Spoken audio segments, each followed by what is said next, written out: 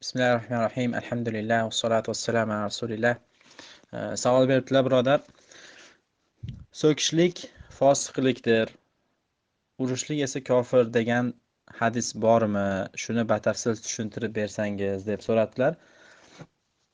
Haqiqatda Buxoriy va Muslim va boshqa kitoblarda rivoyat qilingan Abdulloh ibn Mas'ud radhiyallohu anhudan Rasululloh sallallohu alayhi vasallam aytdilarki, "Sibabul muslimi fusuqun va qitaluhu kufrun."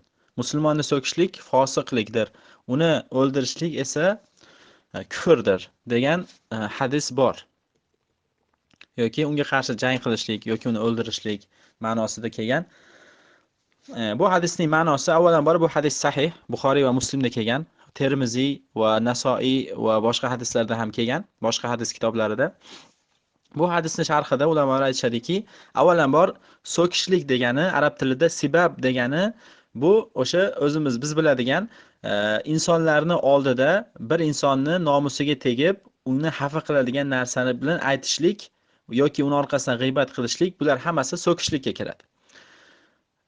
So'kishlik fisqdir, fosiqlikdir degan so'zning ma'nosi esa fisq degani arab tilida o'zi chiqishlik degani. Fasiqun degani, fosiq degani Allohning toatidan chiqib ketgan degani. Shuning uchun bu inson bir musulmonni so'kishlik bilan, uni g'iybat qilishligi bilan, uni nomusini poymol qilib, uni xafa qiladigan narsalar gapirishlik bilan bu Allohning toatidan chiqib ketgan fosiq bo'lib qoladi. Ammo bu hadisning ikkinchi tarafi esa uni o'ldirishlik yoki unga qarshi jang qilishlik kufr degan ma'nosi esa buni bir necha ma'nolarda aytishgan. Bunga keyinroq to'xtalib o'tamiz. Avvalambor bu hadisdan olinadigan foyda, umumiy foyda oladigan bo'lsak, musulmon kishini so'kishlik va unga qarshi jang qilishlik gunoh kabiralardan ekanligiga va Allohning g'azabini keltiradigan ishlardan ekanligiga dalil bo'ladi. Ikkinchidan, mana bu musulmonga qarshi jang qilishlik yoki uni o'ldirishlik kufr degan kalimaning ma'nosi nima desa, avvalambor bu yerda bir necha ma'nolar bor. Birinchisi, agar musulmonni qonini halol hisoblab olib, uni qonini musulmonlar istihlalud dam deb qo'yadilar arab tilida, qonini halol hisoblab olgan bo'lsa, ulamolarda ijmosi bilan bu inson kofir bo'ladi.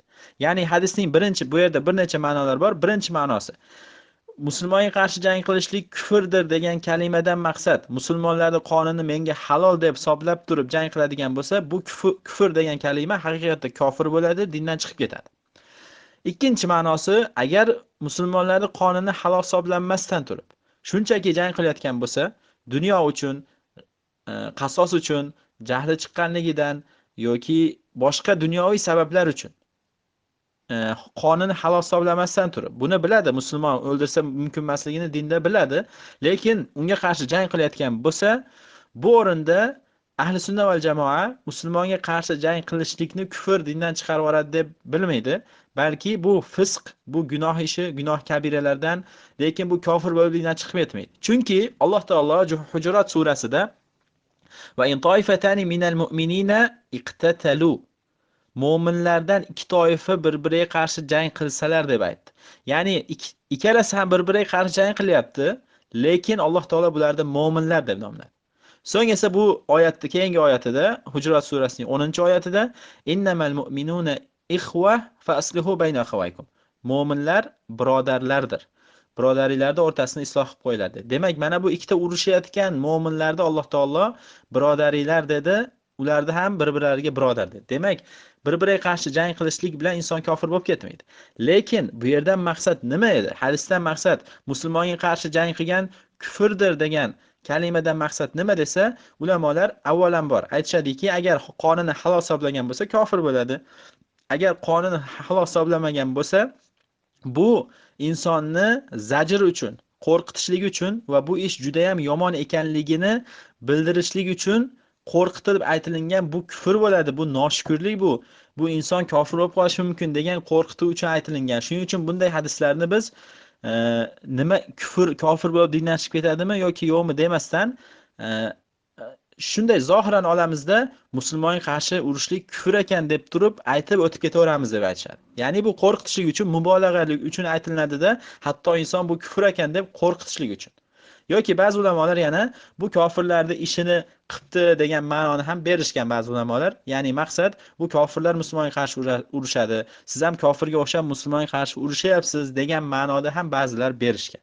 Shuning uchun bu yerda bir necha ma'no bor, lekin bu kufrdan maqsad ba'zi o'rinda dindan chiqib ketadigan o'rin aytganimizdek, ba'zi o'rinda dindan chiqmasdan gunoh kabira qilib yoki bir fisq ishini qilib qo'rqitishlik uchun aytilgan kalimalar deb aytishadi. Vallohu a'lam.